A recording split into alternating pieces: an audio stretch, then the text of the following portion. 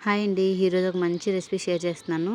ఈ సమ్మర్‌లోకి మనకు బాగా యూజ్ అవుతుంది. చలవ కూడా చేస్తుంది.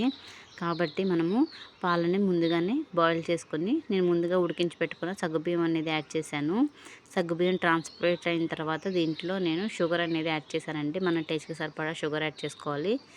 తర్వాత కొంచెం పాలల్లో కస్టర్డ్ పౌడర్ యాడ్ చేసి దీంట్లోనే మిక్స్ చేసుకున్నాను. కస్టర్డ్ పౌడర్ యాడ్ చేసిన తర్వాత కలుపుతూనే ఉండాలి. లేదంటే ఉండలు కట్టేస్తూ ఉంటుంది. ఈ కన్సిస్టెన్సీ వచ్చిన తర్వాత గ్యాస్ ఆఫ్ చేసేసుకోవాలండి.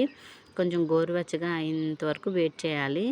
తర్వాత దీంట్లో నేను మనం ముందుగా రెడీ చేసి పెట్టుకున్న కర్బూజా పేస్ట్ ఉంటుంది కదా, అది యాడ్ చేసుకోవాలి. కొంచెం గోరువెచ్చగా అయిన తర్వాత యాడ్ చేయాలండి. తర్వాత దీంట్లో వెనీలా ఎసెన్స్ కూడా యాడ్ చేసుకున్నాను. దీన్ని ఒక 2 అవర్స్ ఫ్రిడ్జ్లో పెడితే చాలా బాగుంటుందండి. కూల్గా ఎమ్మీగా ఎంత తాగినా తాగాలనిపిస్తుంది. ఇలాంటి రెసిపీస్ కోసం మన ఛానల్ని సబ్స్క్రైబ్ చేసుకోండి. Please like, share and comment.